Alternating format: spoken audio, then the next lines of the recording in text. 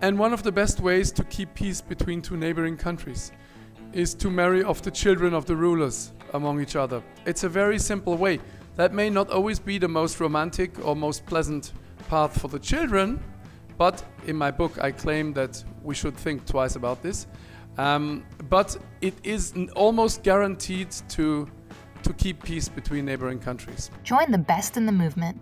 It's Conservative Conversations with ISI, educating for liberty since 1953. Welcome back. You're listening to Conservative Conversations with Marlo Slayback and Johnny Burtka. Today we are pleased to welcome the Archduke Eduard Habsburg to the podcast. Edward is Hungary's ambassador to the Holy See and the Sovereign Order of Malta.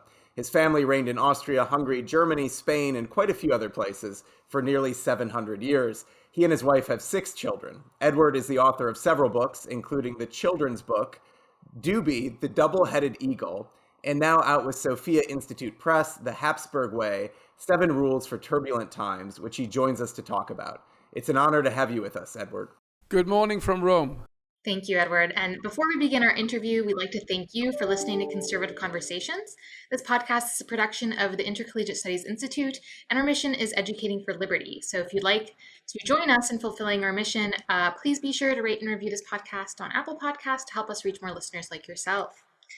So your book has 7 rules or principles, and we'll definitely be discussing those as much as we can during our time today. But before we dive in, perhaps you can tell us more, and our listeners especially, maybe who don't have know too much about the Habsburg family, more about your family history and more about your current post with the government of Hungary. So, what's it like being a member of a great European royal family in the 21st century?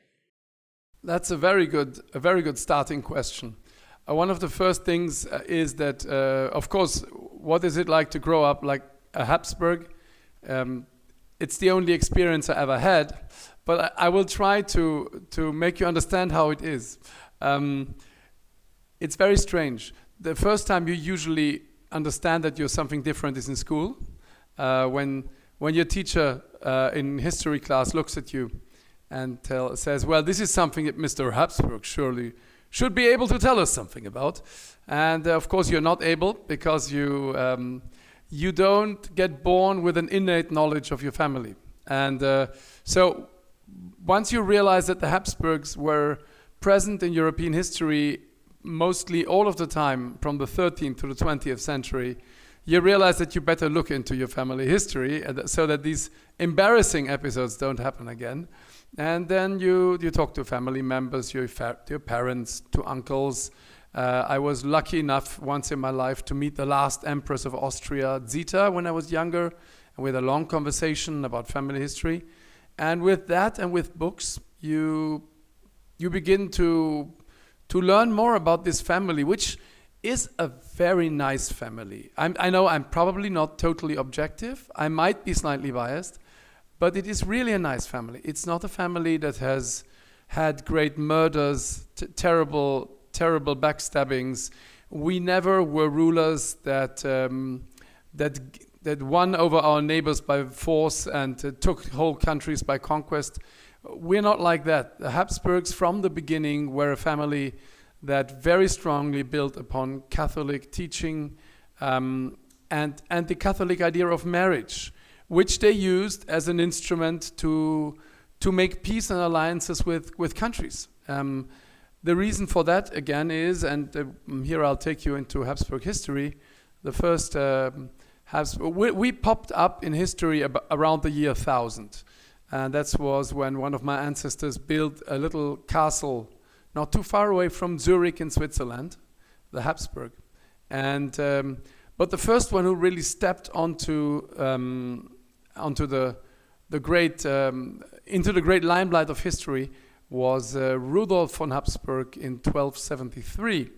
Now you have to understand that in 1273 the Holy Roman Empire, which covered basically Germany and neighboring countries down to Italy, had been in a terrible turmoil for 25 years, the so-called interregnum. And in that time there was no emperor. The electors couldn't agree on one. So in that time there was lawlessness and chaos in the empire. And they decided to pick a harmless elderly count from Switzerland that would most definitely never begin a dynasty. Boy, were they ever wrong. That was Rudolf von Habsburg, and he was a great emperor in as that he managed to restore peace, justice in the empire in very short time. He was very, very good in that. But here I have to pause and say what is an empire? And I think that most people today, due to Star Wars mostly, have very, very wrong ideas about empires. An empire is not a place where an evil old emperor suppresses several countries by violence of his stormtroopers and cackles evilly and says, everything is going according to plan. But an empire, especially the Holy Roman Empire and afterwards the Habsburg Empire, was something very different. It was from the beginning a hodgepodge, a complicated chessboard of different nations, different forms of government, different languages, in a very delicate balance among each other. The role of the emperor was to enforce peace and justice upon this.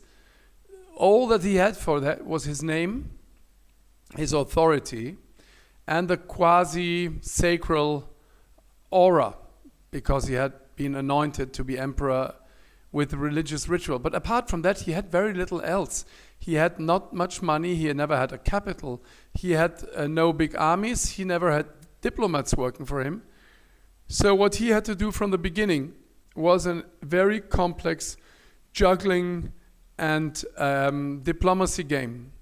And one of the best ways to keep peace between two neighboring countries is to marry off the children of the rulers among each other. It's a very simple way. That may not always be the most romantic or most pleasant path for the children, but in my book I claim that we should think twice about this. But it is almost guaranteed to keep peace between neighboring countries. So the Habsburgs did that from the very beginning, from the first minutes of stepping onto the stage of history. They did that and very long, became famous for that. There is a famous Latin saying, Bella gerant alii, tu felix Austria nube. Others may wage wars, but you, happy Austria, get married. And that's what they did. A very, very brief history of the Habsburgs. So 1273 is the first date you need to keep in mind. Then the first Habsburg became emperor. In reality, he was only king of the Holy Roman Empire because he was never physically crowned by the Pope. And then immediately after Rudolf, the Habsburgs lost the crown again and dropped into near obscurity for about 150 years. We're furious about that. Never became one of the electors of the Holy Roman Empire. And at that time, they were also thrown out of Switzerland by the Swiss Eidgenossen and at the battles of Morgarten and Sempach. And then we were in Austria because, of course, Rudolf had given two of his sons parts of Austria that he had fought back from Ottokar of Bohemia, who had stolen it from the empire. And so the Habsburgs were in Austria for a long time, and mostly in Austria, until around the year 1450, 1500, the Habsburgs again exploded into world history by first taking Burgundy by marriage. One of the most romantic and beautiful love stories and adventure stories ever written was the one of Maximilian of Habsburg and how he won the hand, the heart, and the dukedom of Mary of Burgundy. It's in my book.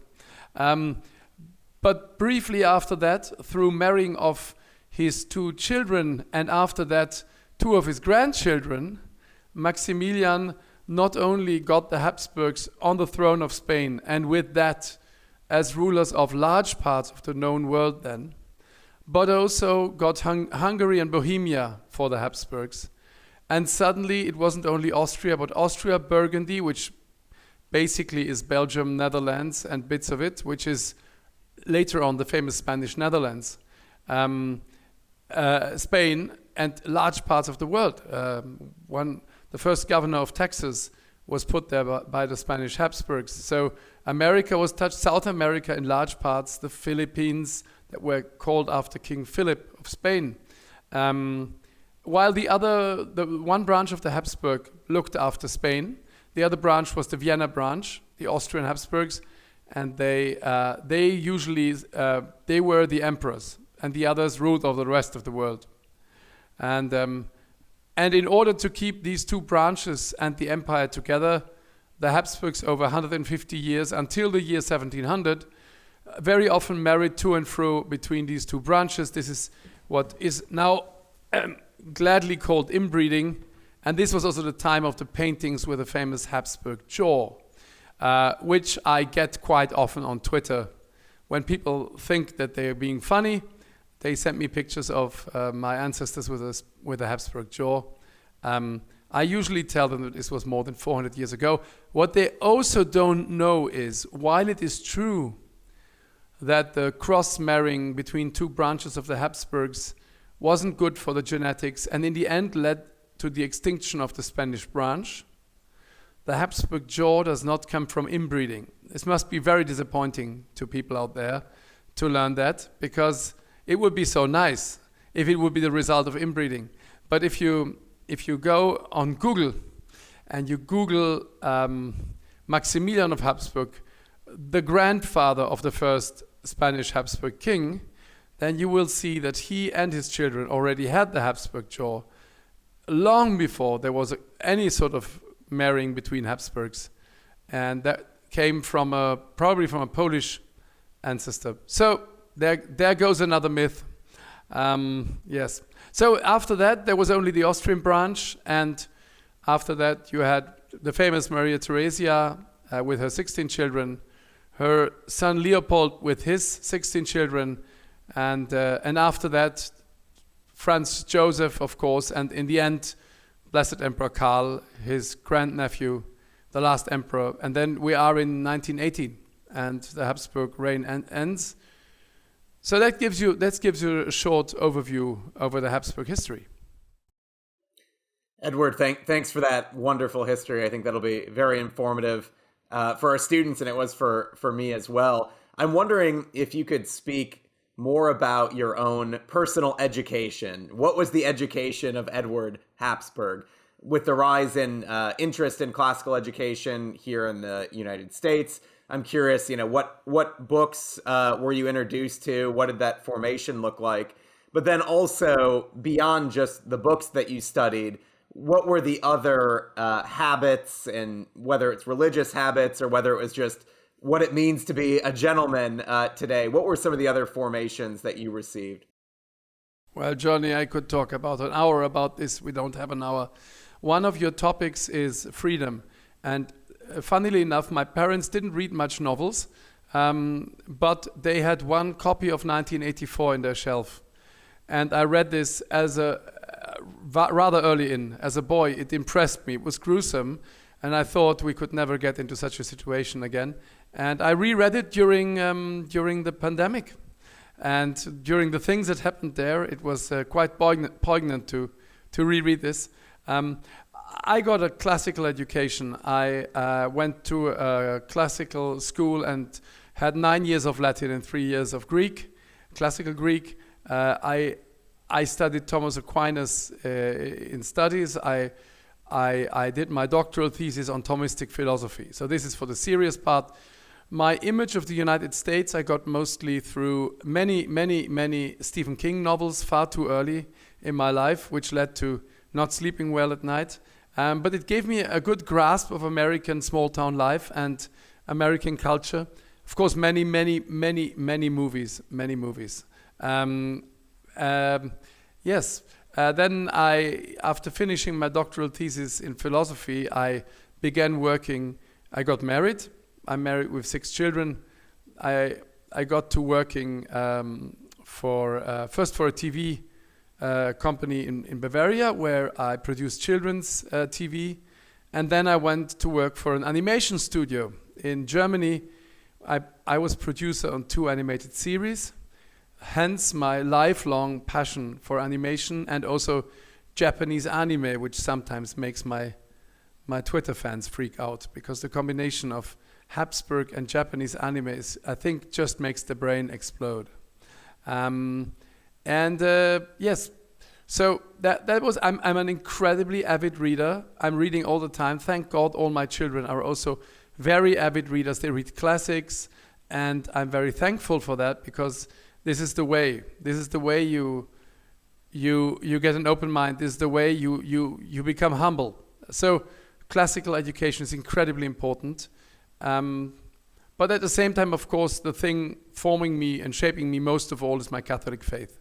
I think that's not overdoing it, saying that it's probably the strongest influence in my life, be it for my thought and for my outlook on life, be it for my, also for my personal life, be it for the fact I got married because I'm a Catholic. Our idea of marriage is a Catholic one. We were open for children. We have 6. God is very gracious with us. It's the most important thing that you can do. If you find a spouse that shares your faith, your outlook, your values, your ideas about marriage. And all of this, God was gracious enough to give to me and to grant to me. And yes, and then I became, first, as I said, animation producer, then scriptwriter for a few years. I wrote several screenplays, among others one zombie movie, which unfortunately or fortunately never got made. But it would have been rather cool, long before the current zombie craze. And then because I had like 4 children and realized that with script writing you cannot feed a family, I worked for 5 years, and it was a great time, for a Catholic bishop in Austria, where I was his spokesman and media person. And that was when I began being on Twitter.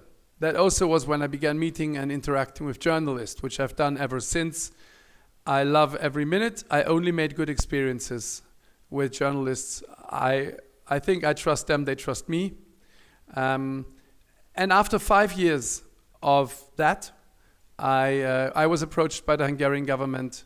Oh, I forgot. I also made a TV series. I was one of the 2 presenters of a TV series that ran for 2 years on castles in Germany and Austria, where I hosted this with a famous German actress together.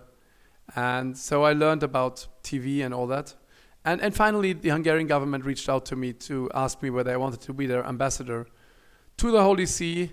And I became ambassador in 2015. I'm still here. And the crowning achievement, I would say, of the last 8 years, which is very long for a diplomat to a post, has been the visit of Pope Francis in Hungary that just ended a week ago and was a smashing success, I would say. It very much looked like a success from all the pictures on Twitter, so congratulations for that. I do have one quick follow-up question on the education side of things. One of my personal interests is the Mirrors for Princes genre of literature. And I actually have a book coming out with Regnery Publishing that'll be an edited collection of the best of the Mirrors for Princes tradition, going back from Xenophon's The Education of Cyrus, all the way to Thomas Aquinas on Kingship, to Thomas More's Utopia. Wow. So it's a lot of fun. I've been working on it for over a year, and Marlo has heard me talking about it ad nauseum, so she's probably ready for the book to be over. But I'm curious, I'm sort of in the very final stages, submitting the manuscript at the end of June, and I'm interested if the Habsburg family, I'm certain that they were, presented different mirrors when, new kings or queens ascended to the throne. Are there any that you would particularly recommend that meant a lot to your family that I might consider including in the collection? Johnny, I have to disappoint you. I'm not aware of any mirror for princes for the Habsburgs, and I will tell you, I've never read one. I've only heard about them, and I would be very thrilled to read yours. Okay. Because I always felt that, I'm sure there were memorandums, bucket lists. I know, for instance, there was a memorandum for the education of the future Francis II, written by Joseph II, exactly detailing how the future emperor should be formed. Yes, we have that, but not as you describe it. So I'm very curious to read that once it comes out, but I can't help you with that. I'm sorry. Got it. So something that I'm curious about, especially given the coronation of Charles III in London this past was that this past weekend, and Yes. it was a beautiful ceremony, and it's a tradition that's rather alien to Americans. And as an American, I'm very curious about, you talked about this a little bit earlier, but we obviously have a very controversial revolution that led to the founding of this country. So Americans are very much so in this frame of mind that empire and royal families are not a part of our tradition. In fact, they're part of our separation from that tradition. So, and you spent some time, it sounded like are you still in the US, or did you? No, I'm back. Okay, I'm so back. you recently left. And you were in our nation's capital and also Philadelphia. So how would you communicate to an American who just finds, the entire concept of royal families and imperial power so alien and foreign to our history and how we relate to power dynamics? Marlo, this is a very good question. If you get me talking on this again, I would be here for about 1 hour.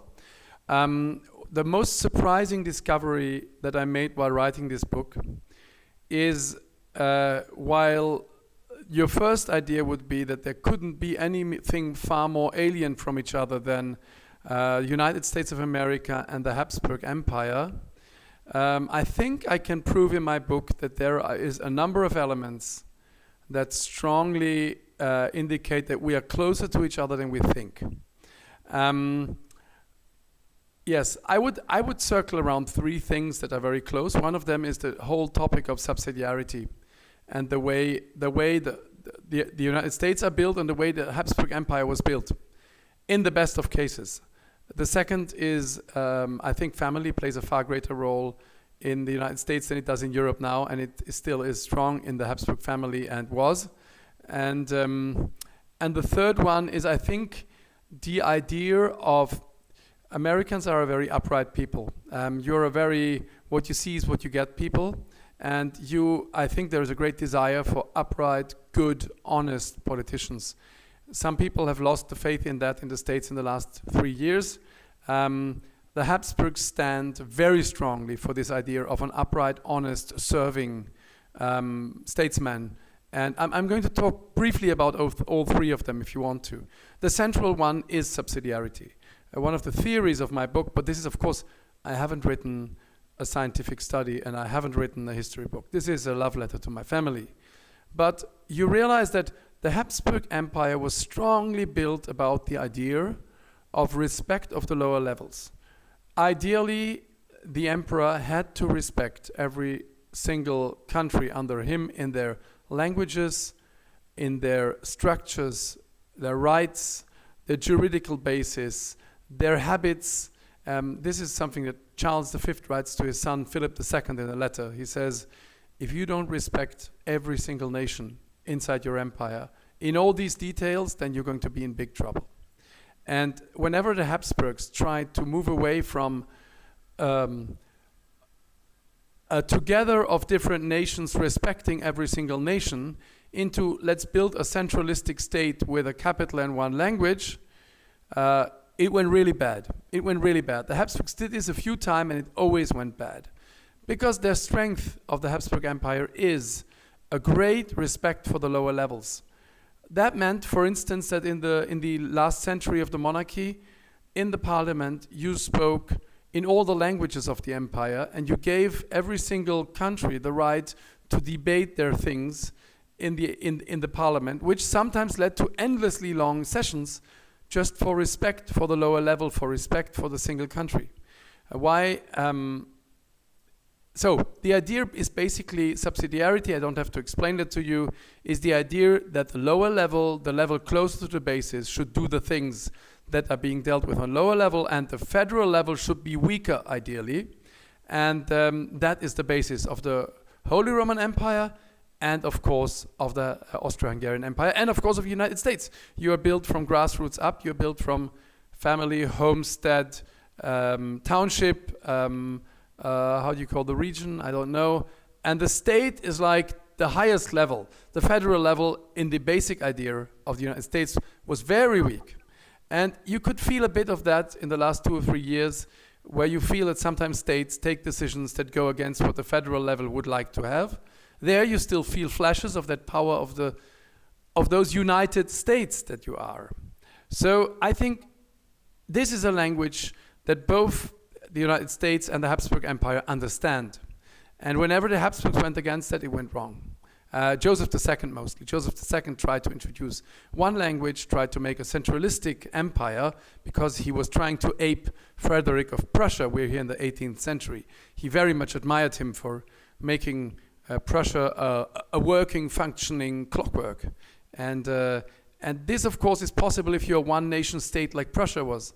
But you can't do that with an empire with different nationalities.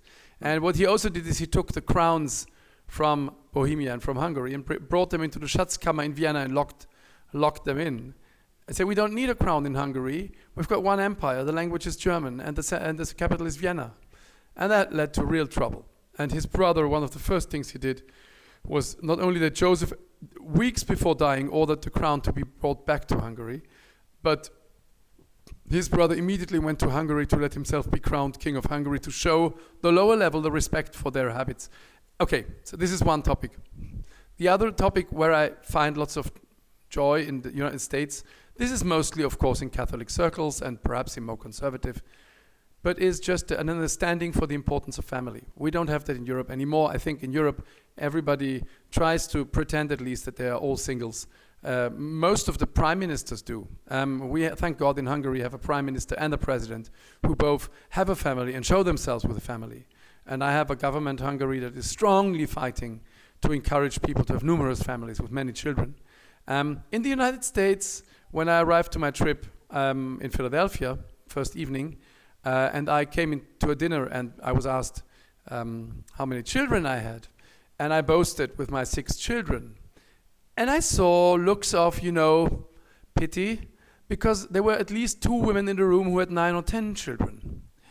Which is something that doesn't ever exist anywhere, at least in the German-speaking world, in Hungary and surroundings. Still not, I hope one day again, because I believe that numerous families, as one of the topics of my book, are a great gift for the spouses, great gift for society, and great gift for the children among themselves. So this is a topic that is more understood, at least in some parts of the United States. And I went to masses there where, the pews were filled with children and also some parents, but mostly children. This is something you never see in Europe. So the family is a topic that is better understood in the States and is also very well understood in the Habsburg Empire.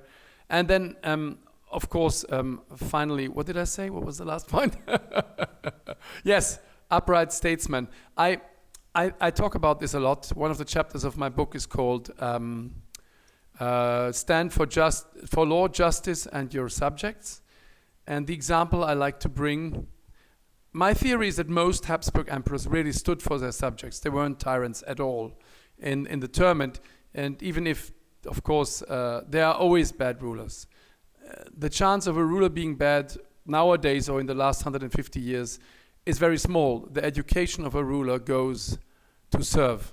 I am in the lucky situation of having met most of the current kings and grand dukes of Europe or queens when they were in training, and talk with them and see how they were formed.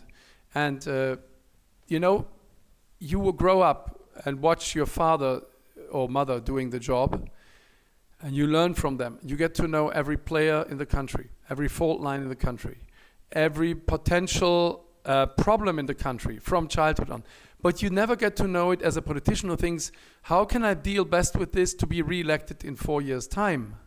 But you come to it as someone who knows, I'm going to serve my country for all my life. I can't walk out of this and get a plum job somewhere in business after my career as a politician. I'm stuck with this, and my son or my daughter will have to deal with this later on. So you take it very serious, and your decisions that you make are ideally and mostly for the good of the country and not for your own furtherment and career, because you can't get anywhere. That's the advantage. Now, of course, if you're a bad king, this can go wrong, but most kings aren't bad. I would say my theory is there is a lot of propaganda about this, and the ones I got to know are fantastic, serve their country with deep humility, knowing that they exist to serve and I don't know whether we can say this of many of our politicians nowadays, it's a temptation, when you get handed lots of power for a while, to use your contacts later on to have a nice life and never be responsible again for your country. I'm just saying all of these things to see why Americans seem to be so incredibly fans of the Habsburgs. Because, and I would say, you know probably that I did on Twitter, I did a world championship of the Habsburgs over the last weeks. If you followed my account, I see you didn't, you will see that I made polls. People could vote for their favorite Habsburgs through several weeks. And in the end, the man winning was the last Habsburg emperor, who was emperor for 1.5 years, lost the empire, lost the war, failed twice to return to Hungary to take back his crown, and died very soon after, miserably in exile. Now this is a loser, if there ever was one in the eyes of the world. But he's probably the best known Habsburg nowadays, especially in the States. The amount of people who love and admire and adore this man is, you can't imagine. I've been to a conference where there were 700 people in the room, all of them young, many families, and he is the example. Why? Because he is incredibly honest, incredibly upright, incredibly good, really serving, and a great husband, loving husband, and a great Christian, deeply, deeply devout, and giving everything, and also a great emperor. As a niece of mine once said, he was wonderful in his job, which happened to be emperor. And in the end of his life, he offered his life for his people. When he lay dying, he offered up his suffering for his people. This is an example, and that's, in my humble opinion, the reason why the Americans, which should abhor and be terrified of tyrants, rulers, and kings, love the Habsburgs. Many do, because they see a clean family, an upright family, a good family that honestly try to serve their people as good as they can, under the eyes of God. Edward, we've moved through, interestingly enough, at least the first 3 lessons from your book, which are get married, have lots of kids, be Catholic, and love the empire. So that's a great summary of those 3 points. I do want to get to the other 4. And of course, you're free to share more about the first 3 throughout. But I do have one, maybe a question more relating to political philosophy and contemporary issues that the things you were saying kind of brought up to me.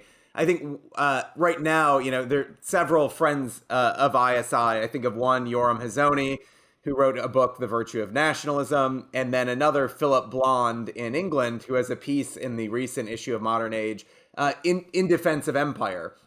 And, Philip would argue that empire is a better route to securing both liberty and subsidiarity and solidarity, and that there's sort of greater, diversity and plurality and tolerance in an imperial structure as opposed to nationalism. Where Yoram Hazony, who's a dear friend, would talk about the experience of Israel and the virtues of the nation state for inculcating faith, family, those things that we hold dear. And I also know, in the situation in Hungary, you have nationalism, right? And also you have your family's background. And at this point in history, you're allies in kind of the cause for traditional values. So I'm curious how you, maybe if you could comment both on these 2 different types of regimes and also how that's playing out in your own life in Hungary. Thank you for this very intelligent question. As a diplomat, I would say both is possible. I would say, in fact, I'm a great believer in the power of nation, because it is the antidote to globalism. Nation sovereignty, borders, is something incredibly important and strong. And the main reason why I believe this is because I see how much war is being waged against the idea of nation. By whom? So that's the first thing. The second step, I write this in my book, I say nation is the building block, but the sign of maturity of a nation is its ability to be incorporated in a supranatural structure, but only if that structure respects subsidiarity and each single ones of the nation. This was the case in the Habsburg Empire when it went well. This doesn't always seem to be the case, for instance, in the European Union, where we sometimes have the impression that subsidiarity is not followed in the way that it was intended in Article 5 of the founding document of the European Union. And for instance, Brussels wants to tell us in Hungary how we are supposed to make our laws locally according to our laws. And it gets furious if we make a law that doesn't allow gender ideology to be spread around minors around schools. All of Europe was screaming and dancing when we did that. But we're a sovereign nation. It's our law. We can do that. And there is an element of something that, in my opinion, again, the Habsburgs also had to learn it. They had to learn to respect the lower level. But nations can live together in an institution if that institution respects the single nations and has a common idea that is shared by all. And that common idea can be a family, like the Habsburgs. If you think about what was the symbol that people in the different parts of the empire looked to, they looked to the figure of the emperor, who is usually an old man with a beard. If you look at the EU and you try to think what is it that we all have in common, you don't have such a symbol.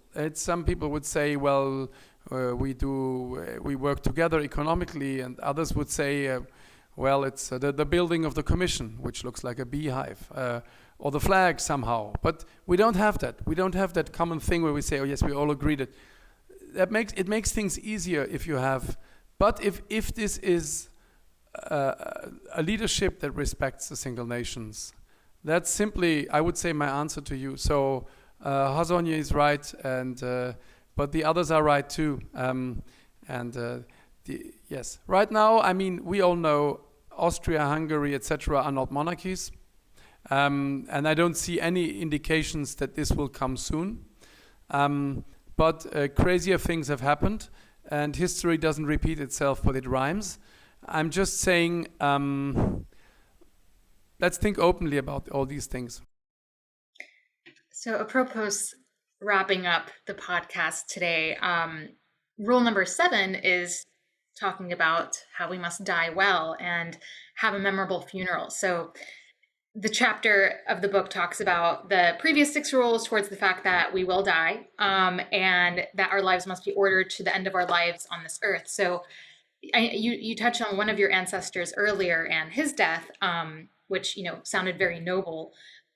So could you talk about perhaps other pre-death rituals and practices within the Habsburg family, how that can perhaps be applied to people who do not have royal lineage, but that you would recommend for how we can memento mori and think about our deaths in a way that is yes. Honorable towards God and our family members and fellow, I guess in this context, Americans. I think it's one of the central elements of the Habsburg family is that all of those emperors and family members lived with clearly death before their eyes, not because they had some sort of death wish, but because they always knew that the way they would die would decide about their eternal happiness. They knew that they had to be ready for death. This is something you prepare all your life.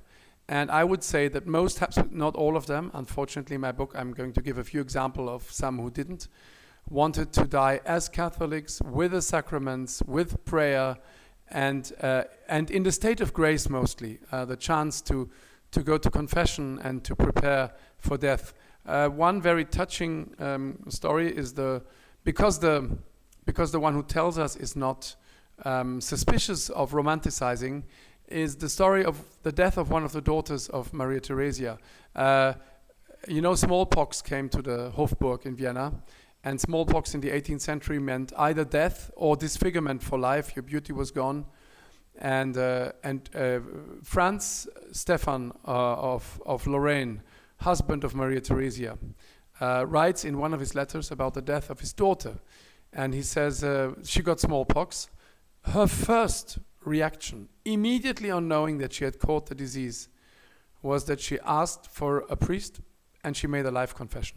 That was the first. Not even thinking, oh God, am I going to be ugly? What? The first reaction was to ask for a priest and make a life confession. She died very few days later. So you see, even a 10-year-old child had their priorities right. And I think I describe in that chapter a lot of very grandiose and bombastic funeral arrangements. Most of us won't be in the situation to do that. But what we can do is we can prepare for death. We can, if we're Catholic, we can pray God for a good death. We can tell God that we accept death the way He will send it our way, whether that's a car crash or lying for months in a hospital or anything else. Even in a way, losing your mind and having Alzheimer or something like that. Accepting this for the greater glory of God, for your own sanctification, and praying about death, thinking about death. At least every week on Friday when you contemplate the suffering of Christ, this is a good moment to do so. And then live the sacraments. This is something everyone can do. You don't have to be a grandiose Habsburg knight to do that. But if you happen to be emperor, of course it's important to have a grandiose funeral, not in order to show off and not in order to be remembered by posterity, but to teach your subjects that you are a poor sinner and nothing else, in terrible need of grace. That's what the Habsburgs did with their funeral ritual. That's what several Habsburgs did with their testamentary suggestions. And I strongly urge everybody who buys this book, read chapter 7. There are a few fantastic stories. If we still had 10 more minutes, I would tell them all of you. But right now you have to read them. Fantastic. Well, I think that's the perfect note. A good death to end our podcast on. So thank you so much for joining us, Edward. If people want to purchase your book or follow you, where can they find you? The book, if you are in the States, the book ideally should be acquired from the homepage of Sophia Institute Press. Then, of course, you can go to your online retailer of choice if you're somewhere else. If you want to follow me, you go on Twitter. I have currently 60,000 followers, which allows me still to interact, to react. You can reach me via direct message and come to a very, very wholesome Twitter community, the people around me. And yes, and apart from that, read the book and do things the Habsburg way. Fantastic. Well, thanks again, and Edward. Sorry, Johnny. Thank you and Marlo for the very intelligent questions. I enjoyed this conversation immensely. Thank you. We did too. Well, thank you all for listening to Conservative Conversations with ISI. If you've enjoyed this podcast, be sure to head over to isi.org/resources to see all that we offer our members, including the Intercollegiate Review, select modern age articles, and of course, this podcast. Thanks again for listening. Don't forget to rate and review, and we will see you next time on Conservative Conversations with ISI.